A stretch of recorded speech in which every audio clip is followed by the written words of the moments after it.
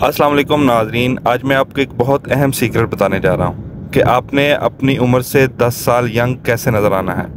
अब कैसे अपनी उम्र से 10 साल छोटे नज़र आ सकते हैं। लेकिन मेरी एक शर्त है कि आपने ये सीक्रेट और किसी को नहीं बताना है, ये मेरे और आपके दरमियान रहेगा। I am just kidding. ये कोई ऐसा सीक्रेट नहीं है, बल्कि सिर्फ एक कॉमन सेंस है। अगर आप बेहतरीन स्किन चाहते हैं तो आपको पहले ये पता होना चाहिए कि आपकी स्किन किस चीज़ से बनी है। आपकी स्किन प्रोटीन और फैट से मिलकर बनती है। फैट भी कौन सी, अनसैचुरेटेड या सैचुरेटेड? तो सैचुरेटेड फैट। और इसके अलावा कोलेस्ट्रॉल।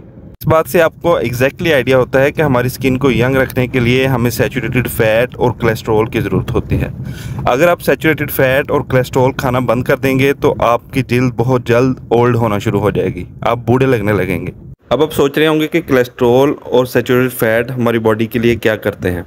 इनके 3 बहुत इंपॉर्टेंट काम हैं। हमारी बॉडी में जितने भी सेल्स हैं उनकी सेल मेम्ब्रेन बनाने में 50% कोलेस्ट्रॉल का यूज़ होता है। लिहाजा बॉडी को इसके लिए कोलेस्ट्रॉल की ज़रूरत होती है और ये कोलेस्ट्रॉल हम अपनी डाइट से लेते हैं।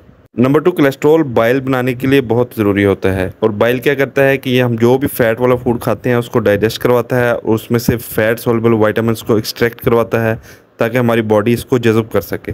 नंबर 3, कोलेस्ट्रॉल हमारी बॉडी में बहुत सारे हार्मोन्स बनाने में अहम किरदार अदा करता है, क्योंकि जैसे जैसे आप बूढ़े होते हैं तो आपकी बॉडी में हार्मोनल इम्बैलेंस होने लगता है। क्योंकि कोलेस्ट्रॉल बहुत सारे हार्मोन्स को बनवाने के लिए रॉ मटेरियल प्रोवाइड करता है, इसलिए सैचुरेटेड फैट और कोलेस्ट्रॉल हमारी बॉडी के लिए बहुत इंपॉर्टेंट है। जितने भी फैट सॉल्युबल्स विटामिन हैं इनमें से विटामिन ए का बहुत स्ट्रॉन्ग एंटी एजिंग इफेक्ट है। ये हमारी स्किन के लिए बहुत इंपॉर्टेंट है। ये हमारी स्किन की ऊपर वाली 2 लेयर एपिडर्मिस और डर्मिस को कंट्रोल करता है। इसकी वजह से हमारी स्किन सॉफ्ट और फर्म रहती है, इसमें ड्राइनेस नहीं होती। क्योंकि अगर विटामिन ए की कमी हो जाएगी तो आपकी स्किन ड्राई और स्केली हो जाएगी, आप में एक्ने होने के चांसेस बढ़ जाएंगे, स्किन की कॉर्निफिकेशन स्टार्ट हो जाती है, स्किन बिल्कुल रफ सी नज़र आएगी। कोलेजन हमारी स्किन में मौजूद होती है और जो जीन इस कोलेजन को बनवा रहा होता है, विटामिन ए डायरेक्टली उस जीन को इफेक्ट करता है और कोलेजन बनाने में हेल्प करता है। विटामिन ए एक स्ट्रॉन्ग एंटीऑक्सीडेंट भी है। अब सवाल यह है कि हम विटामिन कहाँ से हासिल करें। विटामिन बहुत ज़्यादा मिकदार में मौजूद होता है लीफी ग्रीन वेजिटेबल्स में, जैसे कि केल, स्पाइनच यानी कि पालक। लेकिन इनमें जो विटामिन ए है वो बीटा कैरोटीन फॉर्म यानी कि inactive form of vitamin A की शक्ल में मौजूद होता है, जो कि हमारी स्किन के लिए बहुत ज़्यादा फ़ायदेमंद नहीं है। हमें चाहिए होता है active form of vitamin A यानी कि रेटिनॉल की फॉर्म में। और ये हमें एक्टिव फॉर्म में कहाँ से मिलेगा? एग यॉक से, कॉड लिवर ऑयल से, चीज़ से, मक्खन से, इसके अलावा सैल्मन फिश से। अब कोशिश करें कि देसी अंडे अगर मिल जाएं तो वो बहुत बेहतर है। इसके अलावा कॉड लिवर ऑयल भी अच्छी क्वालिटी का इस्तेमाल करें। विटामिन ए का हमारी स्किन पर बहुत ही अच्छा इफेक्ट है। दूसरा फैट सॉल्युबल विटामिन जो कि हमारी स्किन के लिए बहुत इंपॉर्टेंट है वो है विटामिन ई।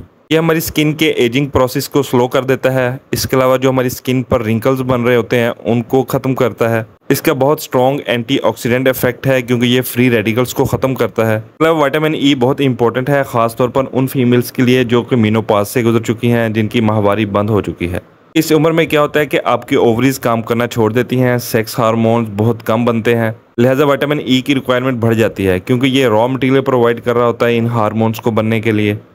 अब विटामिन ई को हम कुदरती तौर पर कहाँ से ले सकते हैं? पाम ऑयल से, इसके अलावा लीफी ग्रीन वेजिटेबल्स से, ऑलिव ऑयल से। इसके अलावा जितनी भी चीज़ों में विटामिन ए मौजूद होता है उसके साथ विटामिन ई भी अक्सर मौजूद होता है।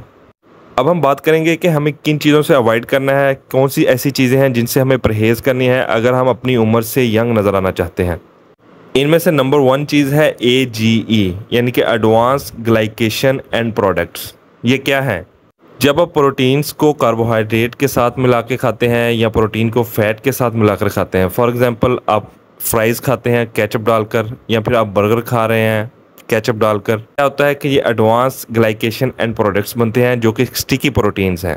ये आपके खून की नालियों को तंग करना शुरू कर देते हैं और खून की रवानी को मुतासर करते हैं, आपकी आंखों में, आपके ग्लैंड्स को। इसके अलावा ये आपके एजिंग प्रोसेस को तेज़ करते हैं, आप अपनी उम्र से ज़्यादा बूढ़े लगने लगते हैं। स्मोकिंग भी आपके एजिंग प्रोसेस को तेज़ कर देती है, आप जल्द बूढ़े लगने लगते हैं क्योंकि ये भी एडवांस ग्लाइकेशन एंड प्रोडक्ट की प्रोडक्शन को बढ़ाती है। इसके अलावा स्ट्रेस, क्योंकि बहुत ज़्यादा स्ट्रेस की वजह से आपका कोर्टिसोल का लेवल बहुत हाई हो जाता है, क्योंकि कोर्टिसोल भी बहुत ज़्यादा मिकदार में एजिंग प्रोसेस को तेज़ कर देता है। इसके अलावा बहुत ज़्यादा मीठे का इस्तेमाल, ख़ास तौर पर रिफाइंड शुगर, जो कि क्या करती हैं, बहुत ज़्यादा फ्री रेडिकल्स बनवाती हैं, जो कि हमारी एजिंग प्रोसेस को तेज़ कर देते हैं। इसको अवॉइड करें। इसलिए हर इंसान में कीटो डाइट की बहुत अहमियत बढ़ जाती है, क्योंकि कीटो डाइट आपको यंग रखती है। इसके अलावा अगर आप इसके साथ इंटरमिटेंट फास्टिंग ऐड कर दें तो ये इसके बेनिफिट्स और ज़्यादा बढ़ा देती है। इंटरमिटेंट फास्टिंग और कीटो डाइट कैसे करनी है, इसका लिंक मैंने नीचे डिस्क्रिप्शन में दे दिया है। आप जाकर पूरा तरीकाकार देख सकते हैं और आज से ही शुरू कर सकते हैं। अपना बहुत बहुत ख्याल रखिएगा और हमारे इस चैनल का भी शुक्रिया।